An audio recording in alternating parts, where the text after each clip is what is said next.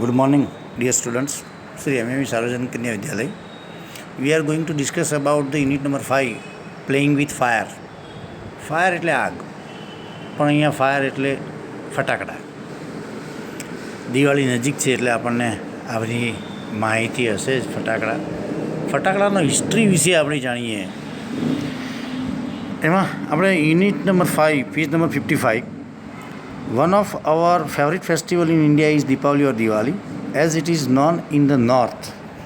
ભારતમાં દીપાવલી અથવા દિવાળી એ ઉત્તર ભારતમાં જેને દિવાળી કહેવાય છે તે તહેવાર સૌથી વધુ મનગમતો તહેવાર છે. There is nothing to match the excitement. કોઈ પણ બાબત એની ઉત્તેજનાની તોલે આવે એમ નથી. When crackers go off in night sky with a loud bang and brilliant shower of colours. જ્યારે રાત્રે આકાશની અંદર જોરદાર અવાજથી અને કલરના ફુવારાથી જ્યારે ચાલતું હોય ત્યારે એની સાથે કોઈ જોડી શકાય એવું નથી, એની સરખામણી કોઈના સાથે કરી શકાય એમ નથી. Many of us might wonder how this fireworks are made and what goes in to them. આપણામાંથી ઘણા બધાને વિચાર આવતો હશે કે આ ફટાકડા કેવી રીતે બનાવવામાં આવતા હશે અને તેમાં શું ભરેલું હોઈ શકે છે. The physics and chemistry of fireworks is as interesting as the sound and the light they emit.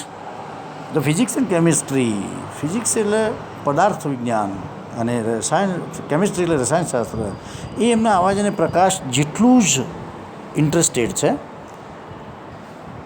The science of fireworks is technically called pyrotechnics from Greek word. Fire means fire and techniques mean an art. The science of firework is technically called pyrotechnic. ફાયરવર્ક્સની technically pyrotechnics એટલે ફટાકડા બનાવવાના વિજ્ઞાનને pyrotechnics કહેવામાં આવે છે. જે Greek શબ્દ છે pyr mean fire and technics mean an art. Pyrotechnics include not only fireworks. Pyrotechnic એ ફક્ત ફટાકડાઓનો જ સમાવેશ થતો નથી, but also a whole range of device that use similar material and principles, from safety matches that we use every day of solid fuel rocket booster of the space shuttle. Pyrotechnics માત્ર ફટાકડા જ નહીં પણ તેના જેવા જ પદાર્થોની સિદ્ધાંતોનો ઉપયોગ થાય છે. તેવા સાધનોની વિશાળ શ્રેણીનો સમાવેશ થાય છે. આપણે દરરોજ જે વાપરીએ છીએ માચીસ, એનાથી મળી અને બૂસ્ટર સુધીનું ફ્યુઅલ રોકેટ બૂસ્ટર સુધીનો જે સિસ્ટમ છે એક જ છે. The house hold match is consider આ સ્પેશિયલ પાયરોટેકનિક ડિવાઇસ. ઘરમાં વપરાતી જે દિવાસળીની છે એને પણ સ્પેશિયલ એક સાધન છે પાયરોટેકનિકનું.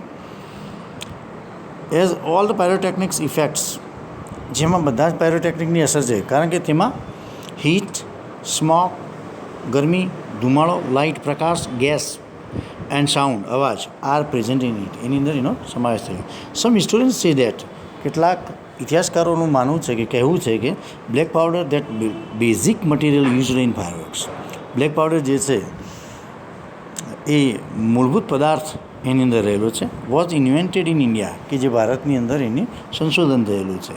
શુક્રાંતિ written more than 2000 years ago. Shukraniti 2000 વર્ષ પહેલાં લખેલું.